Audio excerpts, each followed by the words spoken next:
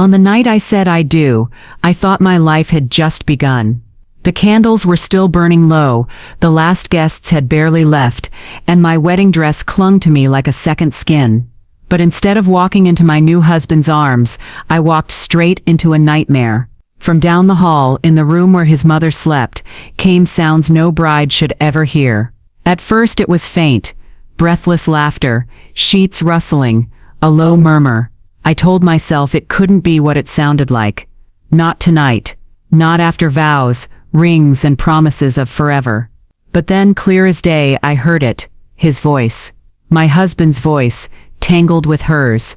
My heart slammed so hard against my ribs, I thought I'd faint. And in that moment, standing frozen in my own home, I realized I wasn't a wife. I was a witness to a betrayal, so twisted it stole the ground out from under me. If you're watching this video, give it a like, subscribe to the channel, and tell me in the comments where you're watching from. I want to know how far this story reached. Don't just watch in silence. Your support helps me share more stories like this. My name is Emily Carter, and until that night, I thought I had married the love of my life. Daniel Carter was everything I believed I wanted in a man, handsome in a quiet, effortless way, the kind of man who charmed strangers with his polite smile, and always seemed one step ahead in conversation. In public he was attentive, thoughtful, the picture of a devoted partner. But in private, there were cracks, moments when his warmth cooled, when affection turned into distance, when he dismissed me with a simple "I am too tired." I told myself it was stress, or nerves, or the weight of planning a wedding. I told myself what every hopeful bride tells herself when she doesn't want to face the truth. It's just a phase. And then there was Margaret Carter, his mother. A woman whose presence filled every room she stepped into, not with kindness, but with control. She was overbearing in a way I tried to excuse as love. She inserted herself into every decision, from the flowers at the reception to the vows Daniel spoke at the altar. I convinced myself she was just protective of her only son, unable to let go, unwilling to watch him build a life of his own.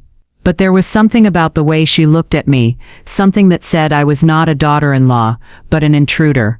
I should have listened to Sarah, my best friend. Sarah had warned me. She had seen the small things I brushed aside, the way Margaret's hand lingered on Daniel's shoulder at dinner, the way she shut me out of conversations, as if I didn't exist, the way Daniel deferred to her on decisions that should have been ours alone. Sarah called it strange. I called it family dynamics. I told her she was imagining things. Even my own mother, Linda, didn't see what Sarah saw. To her, Daniel was perfect. He opened doors, remembered birthdays, bought flowers when he came over. She told me I was lucky. She told me she had prayed for me to find a man like him. And when doubts crept into my mind, it was her voice that drowned them out. "Don't overthink it, Emily," she said. "Good men are hard to find." But standing there on my wedding night, in the hallway of the house that was supposed to mark the start of my new life, the truth screamed at me from behind that closed door. The sounds, the whispers, the unmistakable voice of the man I had just promised forever to, woven together with the woman who was supposed to be my family. My body went cold, my wedding gown heavy like chains against my skin. My heart wanted to deny it, but my ears couldn't lie. I didn't open the door. I didn't need to. I turned away, back into the room that should have been ours, and I stared at the bed that was meant for our first night as husband and wife. And all I could think was how blind I had been, how many signs I had ignored. But before that wedding night, the signs were already there, signs I ignored. I remember the day I chose my wedding dress. The boutique smelled faintly of lavender and old wood polish, the mirrors lined up in a way that made it impossible not to stare at yourself from every angle. My mother was there, beaming at me with tears pooling in her eyes, whispering how proud my late father would have been. Sarah stood in the corner, her arms crossed, smiling for me, but with that guarded look she always wore when Daniel's name came up. And Margaret, she came too, though I never asked her to. She swept in like she owned the room, her perfume sharp, her voice louder than everyone else's. She criticized the first 3 dresses I tried on. Too plain, too modern, too revealing.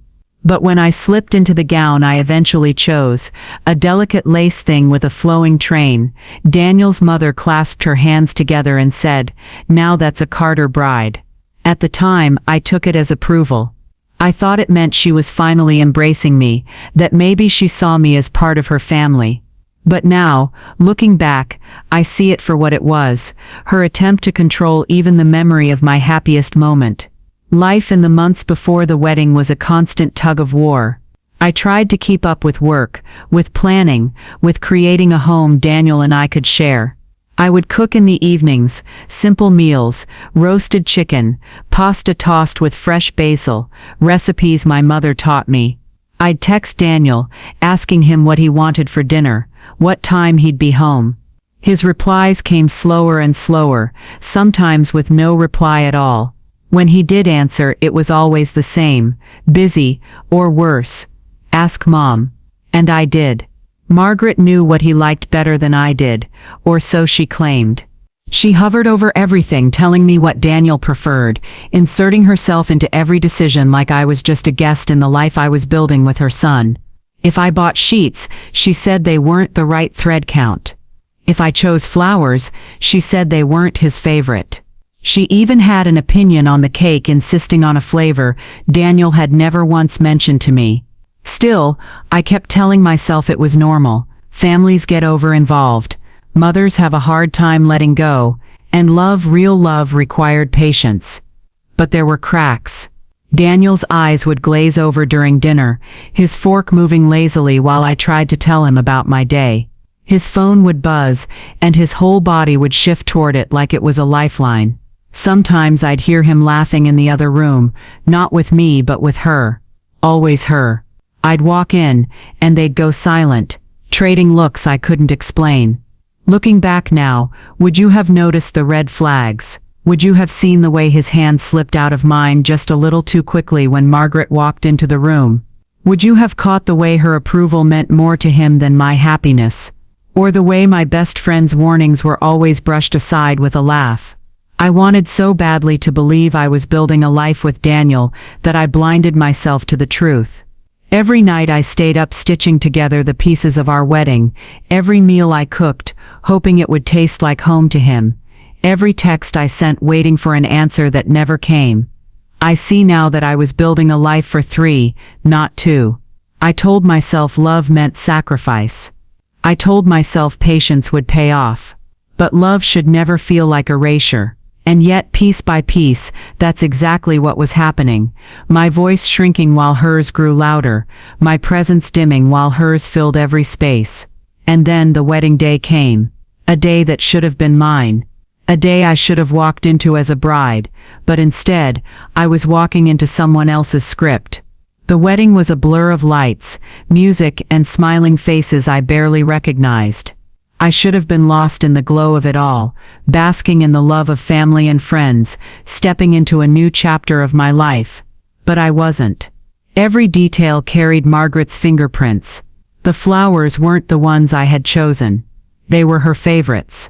The song Daniel and I were supposed to share our first dance to was quietly replaced by one she claimed had more meaning. Even the seating chart had been rearranged so that she sat directly beside Daniel, while I was placed one seat over, smiling awkwardly at guests who asked me if I was happy. Sarah pulled me aside during the reception. Her voice was low, her eyes sharp. She said, "Emily, something's not right. He's with her more than he's with you." I brushed her off, forcing a smile, but her words gnawed at me. Even then, I felt it. The distance, the shadow of someone else standing between us.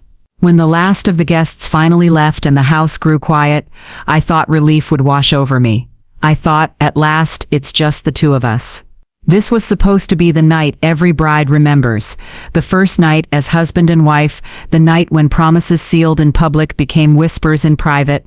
But when I stepped into the bedroom, Daniel was already sitting at the edge of the bed, his tie loosened, his shirt half unbuttoned, staring down at the floor like the weight of the world was on his shoulders.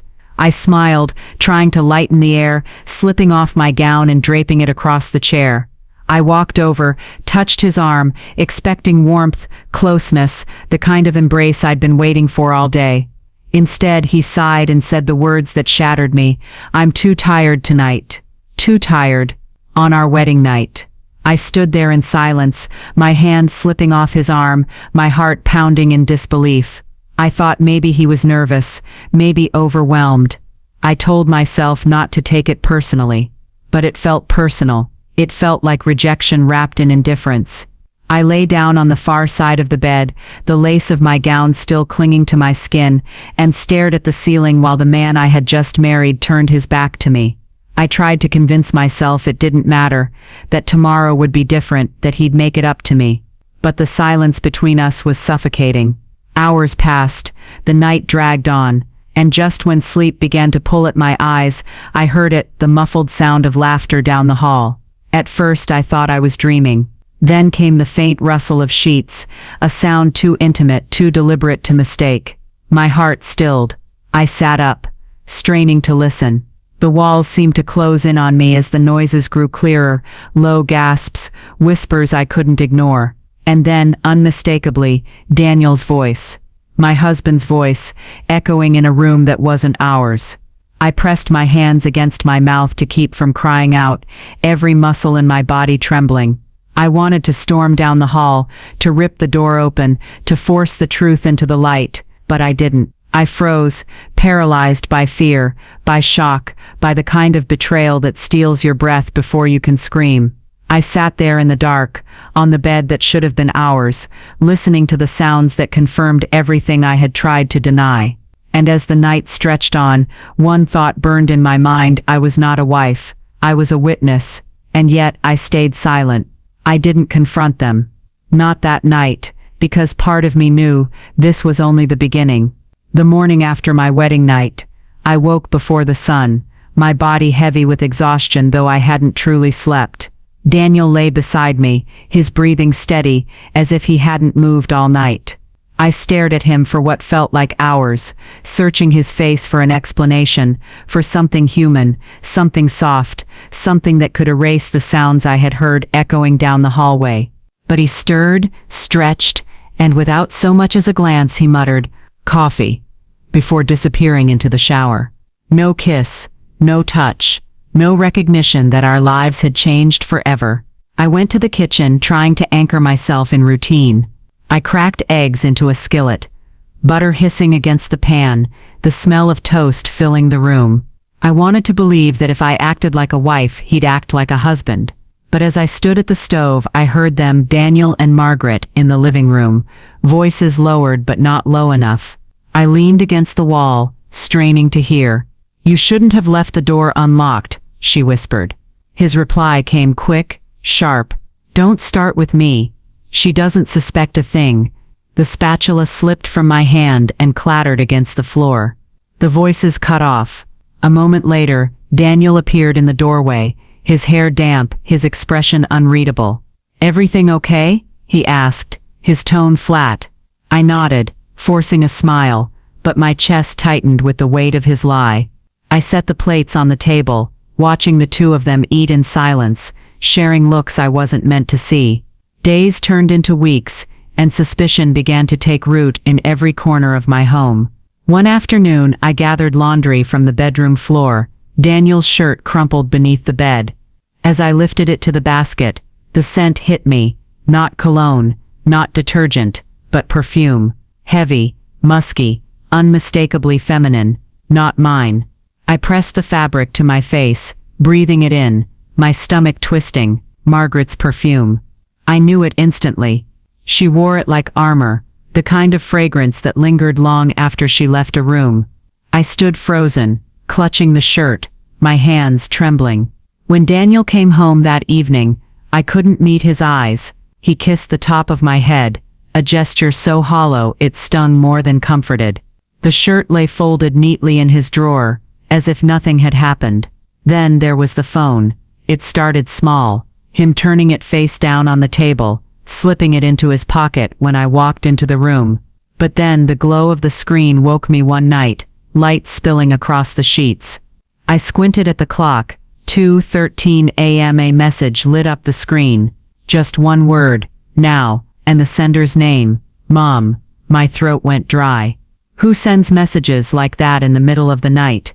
My heart hammered as I reached for the phone, but Daniel stirred, pulling it close to his chest, his eyes snapping open. "Don't touch my phone," he said, his voice low, warning. I turned away, but inside, questions screamed. Why would he hide his phone from me, but not from her? Why did every wall in our home feel like it was leaning in, trapping me with truths I wasn't allowed to speak? I wanted to confront him, to demand answers. But every time I opened my mouth, the words caught in my throat. He had a way of looking at me that made me doubt myself, like I was imagining it all. And Margaret, she only fueled that doubt. Her comments, her smirks, her subtle digs chipped away at me. "Marriage is hard work, Emily," she'd say, her eyes lingering on me a second too long. "You'll learn to adjust." I cooked meals I no longer tasted, folded laundry with shaking hands, lay awake at night listening to the silence, waiting for a phone to buzz or a floorboard to creak. Every moment became a test, every breath heavy with suspicion, and yet, I stayed quiet. Because part of me hoped I was wrong. Part of me prayed that what I saw, what I smelled, what I heard, was nothing more than a misunderstanding, but deep down, I knew. I knew that the man I married was slipping away, and the woman pulling him wasn't a stranger. She was family. And the silence between the three of us was becoming unbearable. The nights grew heavier. The air inside that house, thick with secrets I could no longer ignore. Every day Daniel grew colder, his words clipped, his touch absent, his laughter reserved for her. Every night I lay awake, listening. Sometimes the silence was unbearable. Sometimes it was worse than silence. The faint creak of floorboards, the muted hum of voices, the sound of a phone buzzing in the darkness. But nothing prepared me for the night. I finally knew. It was past midnight, the clock glowing 12:47. I had been staring at the ceiling for hours, sleep refusing to come. My body ached with exhaustion, yet my mind kept circling the truth I was too afraid to face. And then it happened. A sound drifted through the stillness, low at first, almost like a whimper. I sat up, my ears straining. It came again, clearer this time. A moan, soft, stifled, but unmistakable. My stomach turned. I pressed my hand against my chest, feeling my heart slam against my ribs. My body moved before my mind caught up. I swung my legs out of bed, my feet hitting the cold floor, my breath trembling as I rose. Each step toward the hallway felt like a lifetime, my pulse pounding in my ears. The house seemed to breathe with me, every creak of the wood stretching the silence, every shadow reminding me I was alone in this knowledge. The closer I drew to her room, the clearer it became. Rhythms of movement, gasps barely held back, muffled laughter that broke through in cruel bursts. My throat tightened, tears blurring my vision, yet I kept moving, one trembling hand brushing the wall for balance. I stopped outside the door, my palm hovered over the handle, damp with sweat. I pressed my ear against the wood, and there it was, Daniel's voice. My husband's voice, filled with urgency, filled with intimacy, filled with betrayal, and hers, weaving into his like a dark hymn. My knees threatened to buckle. I reached for the knob, my fingers quivering. For a moment, I couldn't breathe. I told myself to turn back, to run, to pretend I hadn't heard. But another sound tore through the air. Her laugh, his gasp, the bed frame shuddering against the wall. My body burned with rage, with disbelief, with grief too heavy to hold. The silence inside me broke. My hand gripped the knob tighter, twisting it slowly, the metal cold and unyielding. My heart pounded so hard I thought it would give me away, the noise of it filling the hallway, deafening me. My breath came shallow, my lips parted, my whole body trembling as the latch clicked. I pushed the door open, and froze. The door gave way with the faintest creak, and the sound felt louder than thunder. The scene before me unfolded in slow motion, a tableau of betrayal so raw it seared itself into my memory. Daniel's body pressed against hers, Margaret's hands clinging to him with a possessiveness no mother should ever show her son. Their faces flushed, their movements frantic, their voices breaking into moans that clawed at the edges of my soul. For a heartbeat, I couldn't move. My breath caught in my throat, and the world tilted sideways. I wanted to scream, to tear the walls down with my rage, but my voice deserted me. All I could do was stand there, frozen in the doorway, watching the life I thought I had built crumble into dust. Shock hollowed me out. Numbness spread through my veins, but the tears came anyway, hot and silent, streaming down my face as I gripped the frame of the door to steady myself. I had imagined infidelity before. Like any woman who senses distance, I had wondered if another woman had stolen his affection, but never this, never her. Daniel's head jerked toward me, his eyes wide with something that looked more like fear than shame. Margaret didn't even flinch. She looked at me, bold, unashamed, her lips curling into the faintest smile, as though I had walked in on exactly what she wanted me to see. In that moment, every doubt, every suspicion, every whispered warning I had ignored became a blade piercing through me. I thought I was his wife, but I was just an obstacle in their twisted bond. The room spun, my knees weakened, my hands trembled against the wood. I wanted to run, but my feet were rooted in place, chained by disbelief. Daniel stumbled for words, his mouth opening and closing like a man drowning, but nothing came out. Margaret's hand never left his skin. She held him there, defiantly, as if to say, he was mine before he was ever yours. I felt my heart splinter. The vows he had spoken at the altar just hours earlier rang in my ears, words of forever, of loyalty, of love. Lies, every syllable now mocked me. I staggered backward, unable to breathe, my tears blurring the outlines of their bodies into shadows. The taste of salt burned my lips, my chest heaved with ragged sobs I tried to silence.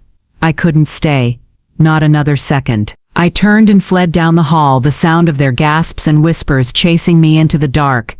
In the sanctuary of my room, I collapsed onto the floor, clutching the skirts of my gown like they could shield me. My sobs came in waves, muffled by the weight of betrayal pressing down on me.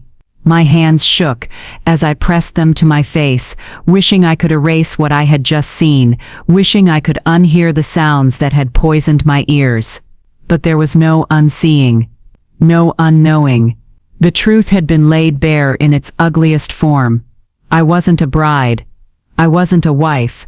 I was an outsider peering into a bond that had always excluded me. And as I lay there, broken and trembling, one thought repeated in my mind like a cruel refrain. Everything I had built, everything I had dreamed, was nothing but a lie. I did not sleep that night. I lay still on the cold floor, my wedding gown crumpled around me, staring into the darkness until the shadows dissolved into morning light. My tears had dried, leaving behind swollen eyes and a hollow ache that no sob could cure. The silence in my chest felt heavier than any scream I could have released. For hours I asked myself the same question. What should I do? Confront them? Expose them? Leave him? Each answer felt weak, powerless, like a pebble against the wall of deceit that surrounded me.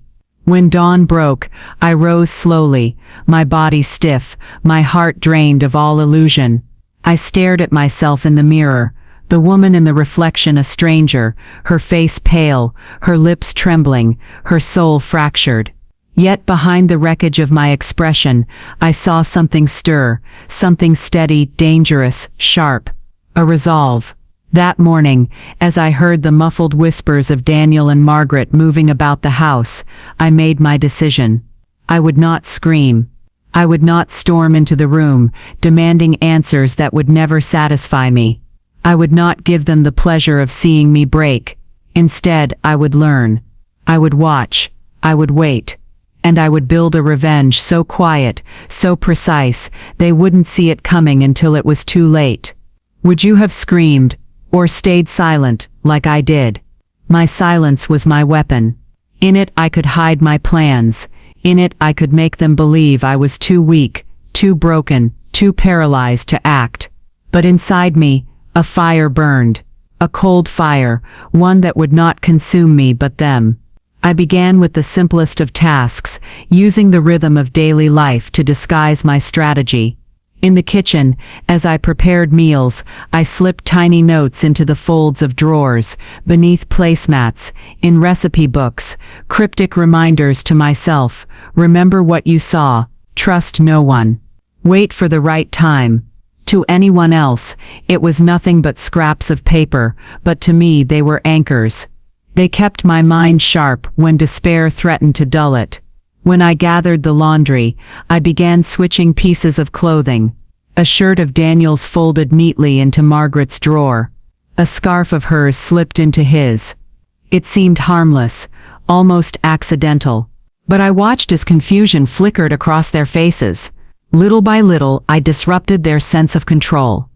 I wanted them to second-guess themselves, to wonder if their secret nights had left traces they hadn't noticed. Their phones were my next battlefield. Whenever Daniel left his device unattended, I scrolled quickly, forwarding his messages to mine, archiving them where he would never look. Each word, each thread of conversation between him and Margaret became ammunition, stored quietly, waiting. I was careful never to reply, never to leave fingerprints. I wanted them to believe their secret was safe, while I built a tower of evidence brick by brick. At dinner, I smiled faintly. Though my food tasted like ash, I asked questions about his work, about Margaret's day, feigning ignorance, while memorizing every flicker of guilt in their eyes. When they thought I was too broken to suspect, they whispered too close, they lingered too long. I saw everything. I heard everything. At night, when the house grew still, I documented. Journals filled with details, times, dates, phrases they thought I had missed. Photos tucked away, copies made. Each page was a step closer to their ruin. And the strangest thing happened as I worked silently. Daniel began to pity me. He mistook my silence for weakness, my calm for defeat. He thought I was too fragile to face the truth, too naive to ever uncover the full depth of their betrayal. He grew bolder, careless. And Margaret, she basked in her imagined victory.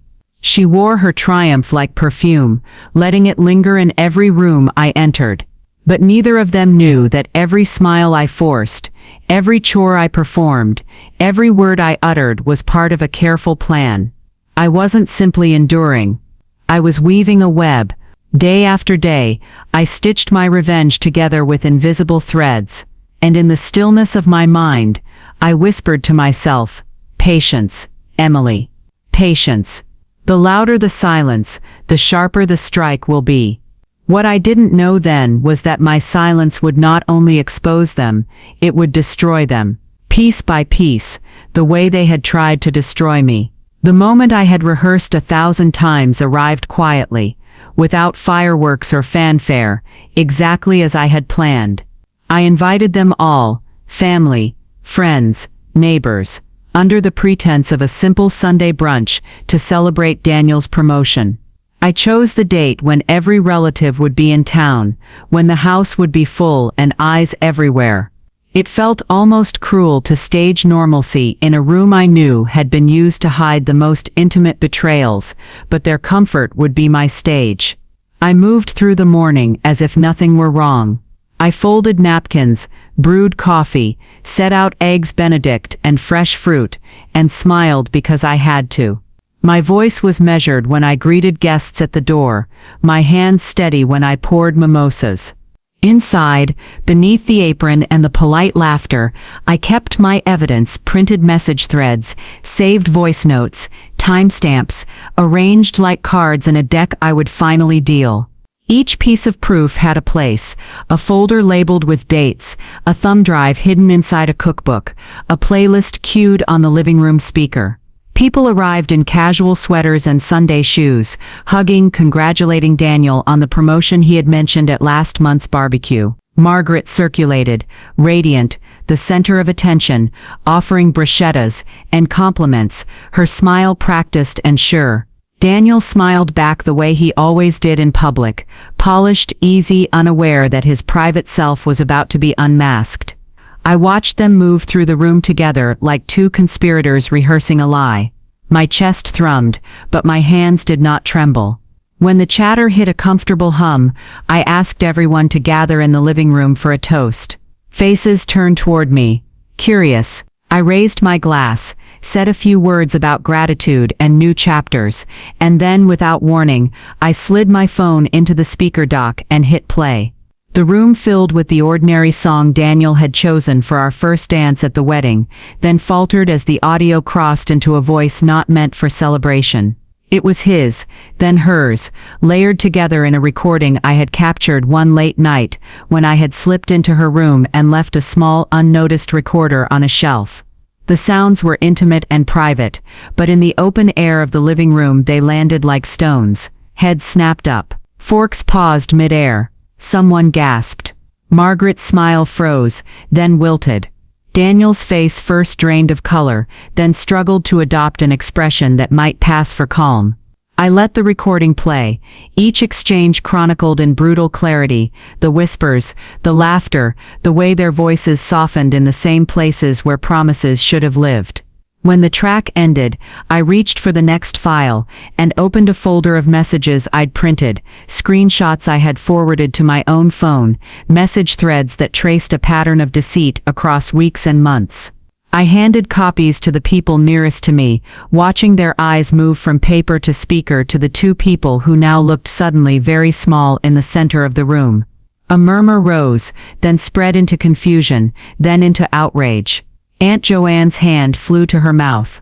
My father-in-law's jaw clenched so hard I thought his teeth would crack. Sarah, who had sat next to me, gripped my arm and mouthed, "I told you." The color drained from Daniel's face as relatives read his words, pet names, late-night arrangements, directions to leave doors unlocked, references to times that matched my own sleepless hours. Margaret's messages were brazen, affectionate in a way no mother and son should be. "This is a joke," Daniel stammered at first. Then louder, "This is not what it looks like." He reached toward the speaker as if he could yank the evidence back into private air, as if guilt could be unplayed like a scratched CD. But the proof had weight now. It occupied space in everyone's hands and minds. Someone demanded an explanation. Another voice called for calm. My mother's face went ashen, her disbelief shifting quickly into a hard, brittle anger I had rarely seen. People began to split into camps, some in denial, some in horror, some already plotting how to shield the family name. I watched each reaction as if cataloging evidence: who turned away, who stepped closer, who reached instinctively for their phones to record. Margaret tried to speak, to laugh it off, to say it was a misinterpretation, that context had been lost. Her words fell flat. She had always been articulate, able to reshape any story in her favor, but now she found no safe words. Daniel, who had once commanded rooms with a smile, sputtered explanations that contradicted themselves.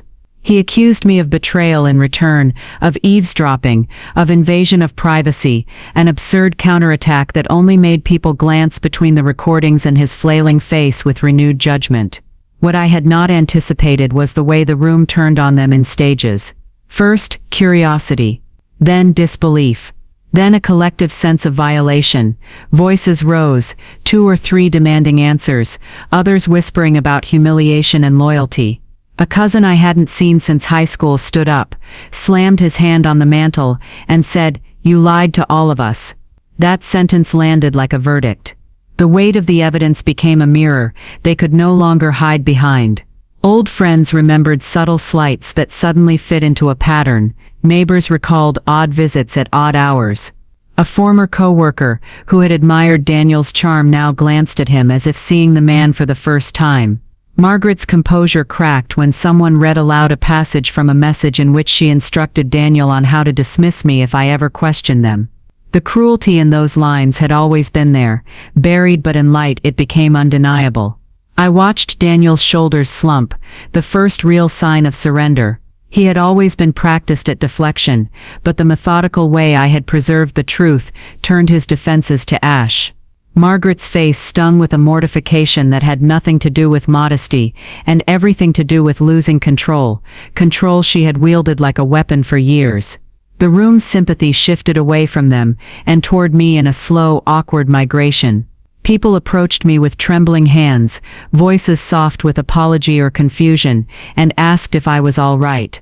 I nodded because there was no language left that could capture the precise shape of what I felt.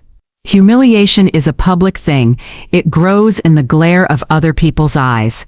I saw it deform Daniel's posture, watched Margaret shrink as conversations that had once bowed to her influence now skirted around her.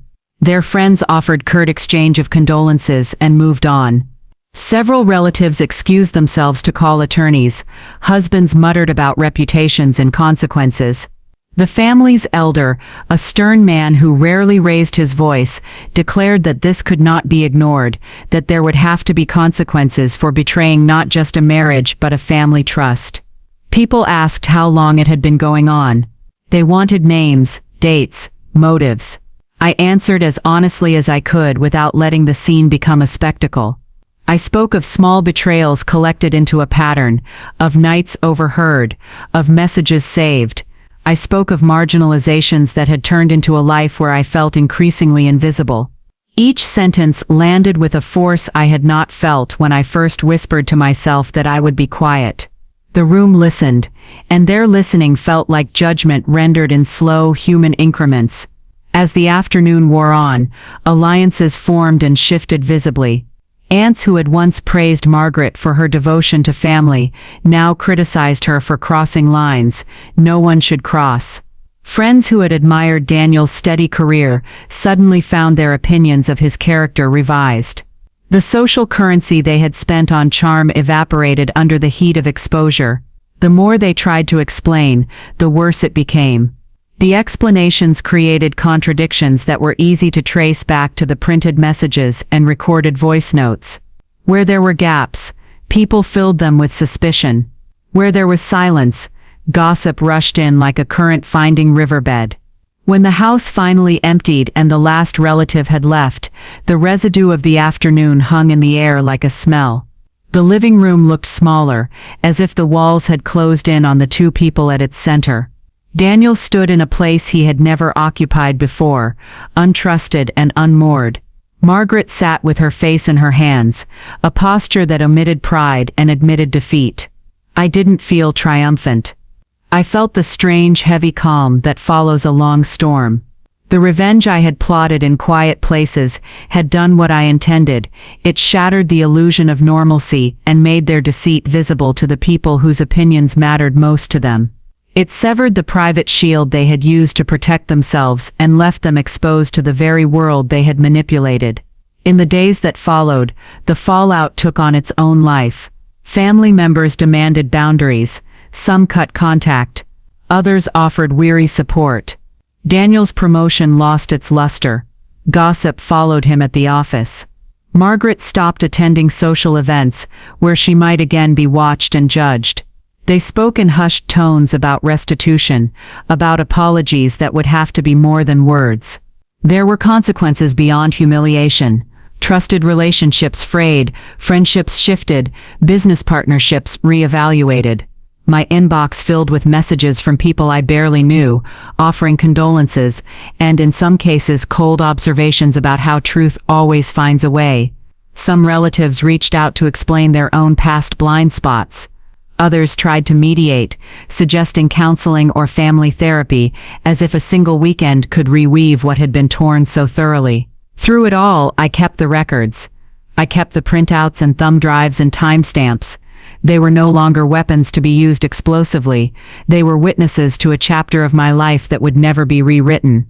I knew the echoes of that afternoon would follow us for years, at weddings, at holidays, at Sunday dinners where people would glance around the table and remember. Their names would be attached to the story I had finally made public, and they would carry that history wherever they went. The public reveal changed everything the way a light changes a room. It offers clarity and leaves no safe shadows. They were humiliated. Yes, but they were also exposed to the possibility of change.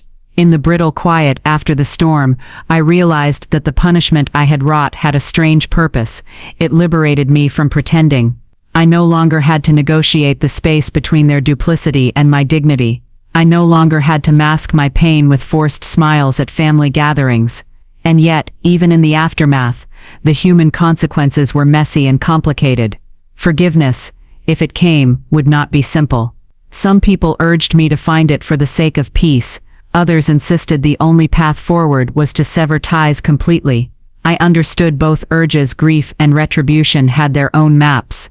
I had wanted exposure not merely for vengeance, but so the truth might finally be acknowledged, so that decisions could be made from a place of clarity rather than arrangement. That Sunday afternoon left us all with a new truth. It is one thing to suspect betrayal, and another to watch it unfold in public, with witnesses who carry the account into the world. The humiliation hung around Daniel and Margaret like a visible garment they could not remove, and as I observed their reactions, shame, denial, the faint beginnings of remorse, I understood that I had forced a reckoning that no private apology could undo. People asked me afterward if I regretted the spectacle. I said no, because living with quiet knowledge had been worse than the momentary cruelty of public truth. In exposing them, I reclaimed the narrative. I reclaimed the life they had been erasing in slow turns. In that crowded living room, surrounded by the family whose faces would no longer be the same, I felt an odd kind of relief, not pleasure at their fall, but relief at the end of pretense. The fallout would continue. Deals would be reconsidered, invitations rescinded, narratives rewritten. But in the wake of that exposure, the power shifted. The house was no longer their sanctuary. It was the site of a rupture they could not stitch back together with old smiles. And for the first time since I had found myself standing in the doorway that night, I felt like someone who could move forward, not because I had humiliated them, but because I had chosen to stop living inside a lie. The silence after the storm was louder than the outcry itself. When the last glass was cleared, when the last relative's footsteps faded from the driveway, I found myself standing in a house that no longer felt like mine. The walls seemed to lean inward, heavy with echoes of shame and arguments that had stained the air. My marriage, the one I had fought so hard to protect, was rubble now. Not the kind of rubble you rebuild with, but the kind you step around carefully, afraid of cutting yourself open again. Daniel barely spoke. When he did, his words had no weight, no conviction, only fragments of excuses that dissolved before they left his mouth. He moved through the house like a ghost, avoiding my eyes, avoiding the places where we had once shared even the smallest laughter. Margaret hid herself in her room for days, the door that once shielded their secrets now shielding her from judgment. No one came to visit her. The phone rang, but she let it go unanswered. The proud matriarch, who had controlled every detail of our lives, was suddenly small, diminished, ashamed. And me? I walked through the wreckage with a strange calm. I wasn't untouched. Betrayal had carved deep grooves into my chest, grooves that would ache for years. But I was standing, and that meant something. I gathered what was left of myself, piece by piece, in quiet, deliberate movements. I pulled out suitcases from the closet, the ones that had been reserved for vacations and visits home, and I began to fold my life into them. Dresses I once wore with hope, sweaters I had wrapped around me on cold nights, when Daniel stayed late at work, photographs that now looked like strangers smiling. Each item I packed was a reminder of what had been promised, and what had been stolen. The vows had been ashes long before I ever lit a match. I remember holding my wedding dress for a long time, my fingers trailing over the lace that I had once believed would carry me into a forever. It looked different in the light of betrayal, fragile and mocking, a costume from a play that had ended in tragedy. I carried it outside to the backyard, set it down carefully, and struck a match. The flames took it slowly at first, then with hunger curling the fabric into blackened edges, smoke rose into the sky, and with it something inside me lifted too, a weight I had carried, heavier than cloth, heavier than rings. I didn't weep. The tears had already been spent in darker rooms, on lonelier nights. What I felt was release. Watching that dress disintegrate into ashes felt like reclaiming my body, my breath, my right to live beyond their shadows. The family fractured in the aftermath. Some chose to believe me fully, standing by my side with open arms. Others tried to silence the story, whispering about keeping appearances, about not letting the shame spread further. Daniel's name lost its polish. At work, the whispers followed him. Colleagues who once sought his advice now avoided him in hallways. Margaret's reputation, once so pristine in neighborhood circles, was shredded. Invitations stopped. Friends she had collected like trophies returned her silence with their own. I thought of the nights I had lain awake, questioning myself, doubting my own worth. I thought of the mornings I had smiled through breakfast, pretending not to notice the way Daniel's eyes flicked toward his phone, the way Margaret hovered too close. All those moments I had endured quietly now felt like chapters leading to this, an ending but also a beginning. And though my marriage was destroyed, though the family was broken, though disgrace clung to them like a second skin, I stood taller, because I had not screamed. I had not begged. I had exposed. And in exposure, I had reclaimed the truth. If you're still watching this video, give it a like, subscribe to the channel, and tell me in the comments where you're watching from.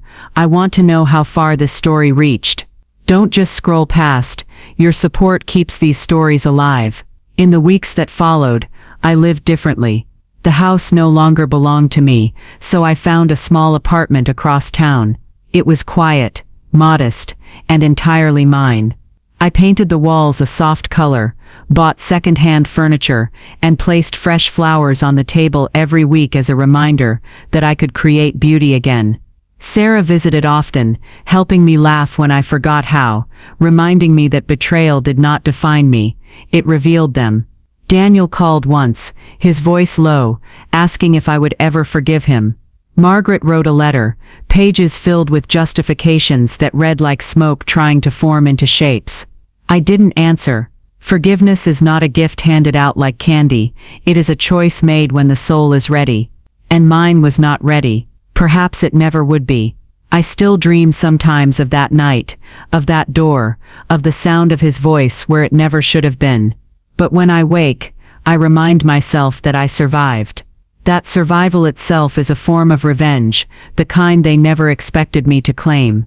The ashes of my wedding dress are long gone now, washed away by rain, carried into the soil, but the memory of watching it burn lives in me. It reminds me that endings, no matter how brutal, can clear space for beginnings. And so I walked away, not as a victim but as a woman who chose truth over silence, dignity over shame, and herself over the ruins of a family that never truly was. Time has a strange way of circling back, pulling people into the very places they swore they'd never return to. I thought the story ended when I packed my bags, when the ashes of my wedding dress scattered into the soil, when the house of secrets no longer echoed with my footsteps. But endings rarely arrive so neatly. They test you. They knock again at your door, daring you to reopen wounds you've barely managed to stitch shut. It was a rainy Tuesday afternoon when Daniel came to me. I hadn't seen him in weeks, maybe months. The sky outside was heavy, gray, like it had been holding its own grief, and when I opened the door, there he was, soaked through, clutching a crumpled umbrella. He looked smaller than I remembered, not just in stature but in spirit. The arrogance that had once clung to him like a second skin was gone. His face was pale, his eyes ringed with sleepless nights, his clothes disheveled. For a moment I didn't see the man who betrayed me. I saw a broken figure, stripped of his illusions. "Emily," he said, his voice cracking. He didn't even wait for an invitation before speaking again. "I made a mistake. A terrible mistake. Please, hear me out." I should have slammed the door. Every muscle in me screamed to close it, to shield myself from his words the way I had shielded myself from his touch. But I stood there, silent, because part of me wanted to know what apology sounds like from a man who once swore he'd never need one. He stumbled through his plea, how he had lost everything, how his promotion meant nothing now, how colleagues avoided him, how his father refused to look him in the eye.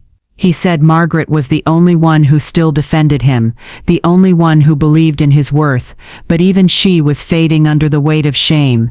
He begged me to consider reconciliation, to believe that we could rebuild. His words were frantic, desperate, almost childlike in their pleading. And then, as if conjured by his desperation, Margaret appeared. She followed him like a shadow that refused to let go. She stood on my porch, her umbrella perfectly in place, her coat pressed, her face set in the same commanding expression she'd always worn. But her voice carried cracks I had never heard before. "Emily," she began, her tone softer than I'd ever known it to be, "you must understand. Families go through trials, mistakes happen. My son, he was confused, he needed me. You abandoned him when he needed you most. Do you truly want to see him destroyed forever?" Her words struck like venom disguised as honey. Even in her defense, she twisted the truth, shifting blame onto me, painting their betrayal as a misunderstanding. It was the same manipulation she had wielded all my married life, the same gaslighting that had once made me question my own worth. Only now, the mask was thinner. I could see the desperation beneath her performance, the cracks in her armor. Daniel reached for my hand, his touch trembling. For the first time, I pulled away not out of pain, but out of power.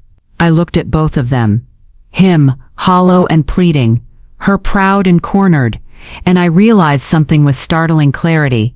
They still believed I was the same woman who would fold under guilt, who would silence her rage, who would sacrifice her truth for the illusion of family. But I wasn't her anymore. I took a breath, steady and deliberate, and spoke. "Daniel, you didn't make a mistake. You made choices, repeated choices. And Margaret, you didn't protect him, you enabled him. You fed the very betrayal that destroyed this marriage. And now you both want me to carry the weight of saving you? I won't. I carried this family long enough, and it nearly broke me. I won't carry you anymore." Their faces shifted in tandem. Daniel's collapsing into hopelessness, Margaret's twisting with anger she could no longer disguise. For the first time I saw them both clearly, not as figures who held power over me, but as two people drowning in the consequences of their own making. I closed the door, not with rage, not with triumph, just with finality. The sound of the latch clicking into place was the quietest and loudest victory I had ever known. As I leaned against the door, the rain still beating outside, a thought surfaced. A thought that had haunted me since that first night, when I lay alone in bed, waiting for the husband who never truly belonged to me. I had once believed my wedding night would be the happiest of my life. I had believed in forever, in vows, in the promise of a love unshakable. Instead it became the night that unraveled everything. But in that unraveling, I found something I never expected. Freedom. Freedom from lies. Freedom from manipulation. Freedom from the weight of living as an afterthought in my own marriage. That night didn't just destroy my life. It gave me back the chance to live it.